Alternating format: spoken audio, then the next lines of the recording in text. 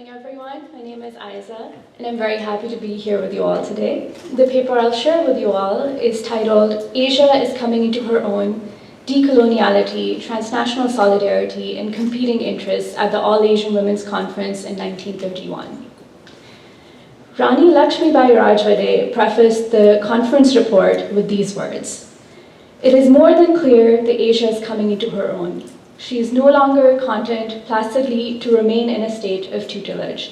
She is now struggling to reattain her former position of the giver of light to the world." Rani Lakshmibai Rajwade was one of the founding members of the All-Asian Women's Conference that took place in Lahore in 1931. She was a member of a royal family, a doctor, and one of the first suffragettes in India. At the conference, Rajwade was joined by other elite women who were delegates from Afghanistan, Burma, Ceylon, Japan, Persia, India, and Java. The conference was also attended by visitors from Britain, New Zealand, the United States, and Ireland. However, these non-Asian visitors from colonizing nations were not allowed to speak or vote. Organizers of the conference stated that this was because the aims of the conference were to sift what was appropriate for Asia from the Occidental influences and to create, quote, a sense of consolidated Asian sisterhood as a distinct component of world sisterhood, end quote. The conference marked a moment of women's anti-colonial struggle in Asia. In this presentation, I will demonstrate the heterogeneity of women's movements in 20th century Asia. Borrowing from Chandra Mohanty and Jackie Alexander, I stress the importance of being location-specific but not necessarily location-bound. The AAWC was an effort to bring Asian women together amidst interworld politics and the growing decolonial movements. The spatial and temporal specificities of the conference are essential in understanding the political motives of the organizers, delegates, and interlocutors. More broadly, the conference proceedings are useful in debunking homogenizing narratives of third world women as they bring to light their varying and sometimes contentious perspectives.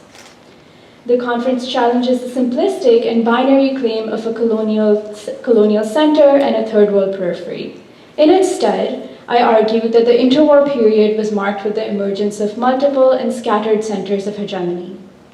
I will divide this presentation into three parts. First, I will demonstrate the colonial and exclusionary nature of women's organizing in the early 20th century. In the second part, I will discuss the ways in which the League of Nations created competition between global South women's organizations and fractured the process of building solidarity. And in the third and final section, I will demonstrate the heterogeneity of Asian women's movements given their specific national interests. The national and anti-colonial movements of the delegates' countries of origin played a role in transnational solidarity building in women's movements. This, I argue, contributed to the creation of scattered hegemonic centers across continental and within national boundaries. Part 1, Women's Groups and the League of Nations. In the interwar period of the early 20th century, discussions about women's rights at the League of Nations were dominated by North American and Western European women's groups. This included the International Council on Women, founded in the US, Women's International League for Peace and Freedom, founded in the Netherlands, and the International Women's Suffrage Alliance, founded in Berlin. They claimed to represent the interests of women globally. Women's groups in Asia relied on them to represent their interests at the League of Nations, but frequently found their issues sidelined. Furthermore, travel expenses, regulations, and logistics were often prohibitive for Asian women. The proceedings of these organizations took place in English, French, or German, which made participation difficult for women who spoke their native languages. These organizations failed to acknowledge these shortfalls and proceeded with assumptions of superiority of Western society.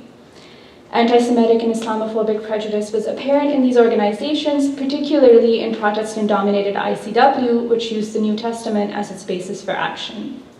For this reason, the organizers of the AAWC felt that it was important to create an organization that represented the interests of Asian women on the global platform.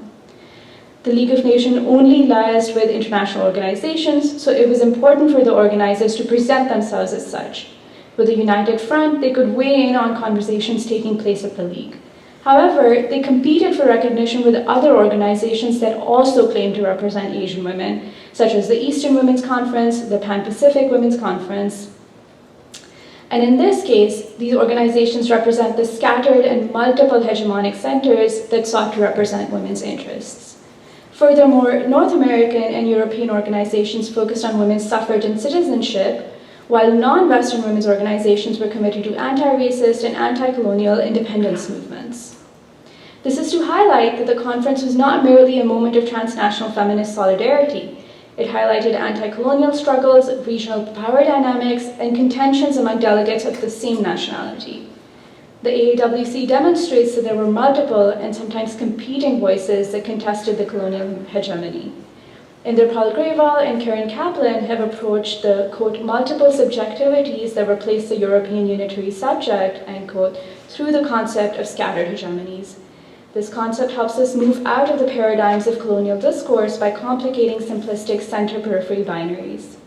Complicating these binaries demonstrates that the periphery is multiply constituted. Part 2, scattered hegemonies and conflicting interests. The All Asian Women's Conference took place at a moment when women's groups were proliferating and mobilizing to join the anti-colonial and nation-building struggle. This included the Nepali Ladies Association, the Buddhist Ladies Conference, the Lebanon-Syrian Federation, the Society of the Patriotic Women of Persia, and the Eastern Women's Congress.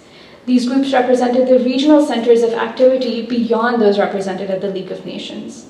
This letter that the organizers received from Noor Hamada, the president of the Eastern Women's Congress, sheds light on the politics between various women's organizations. In her letter, Hamada alludes to a previous correspondence with the AAWC, where she asked the organizers to delay the, quote, Indian Congress to merge with the Eastern Congress. Nonetheless, in this correspondence, she finds it appropriate that the two remain separate, as the AAWC is, quote, not general Oriental, but Asian only. She goes on to say, we hope that it follows our highest counsel, for ours is elder and wider as it is braced through Asia, Austria, Eastern Europe, and Africa. Hamada's tone toward the conference alluded to a hierarchical relationship between the two organizations.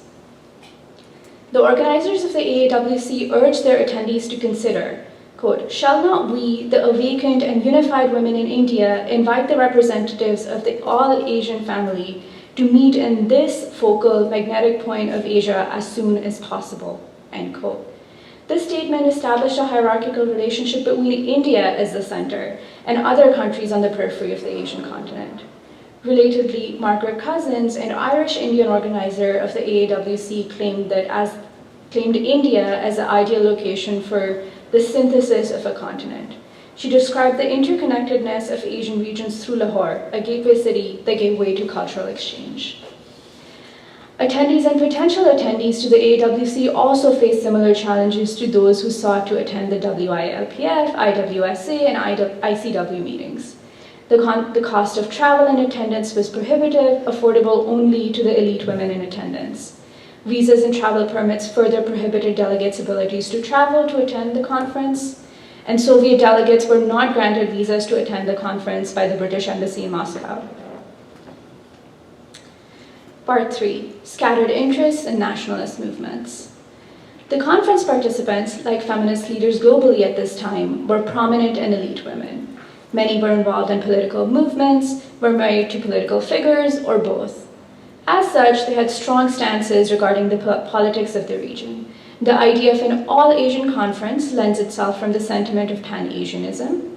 Pan-Asianists believe in unifying Asia. In the 1920s and 1930s, this movement also took anti-imperial forms.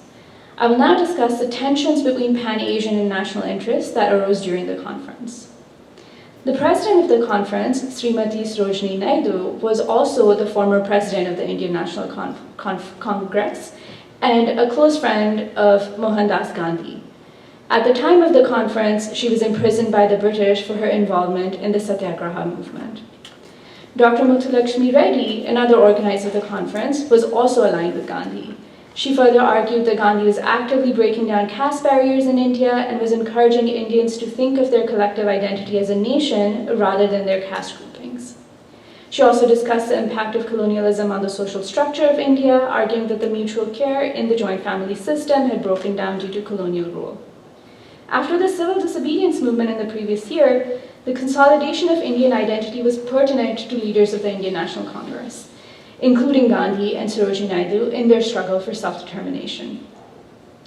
Religious identity was an important factor in the anti-colonial struggle at this time.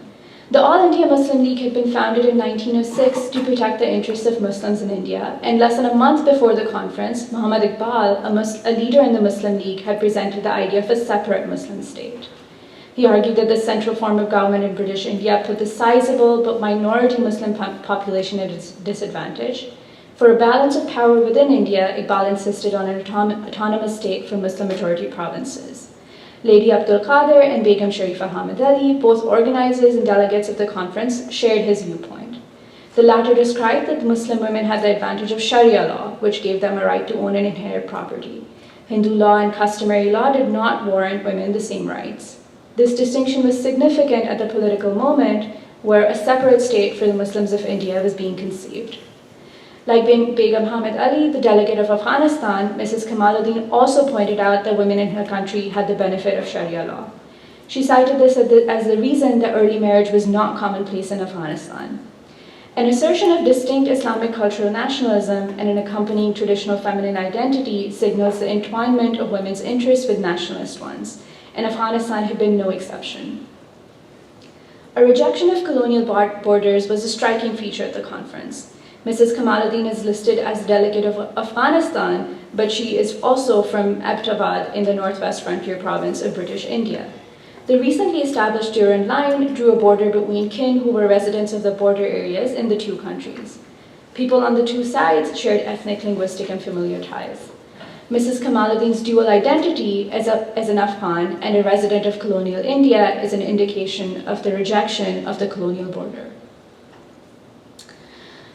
The proceedings of the All Asian Women's Conference of 1931 demonstrates the ways in which the process of solidarity building was disrupted by the politics of representation at the League of Nations, the competing interests of nation building, and importantly, by the heterogeneity of Asian women themselves.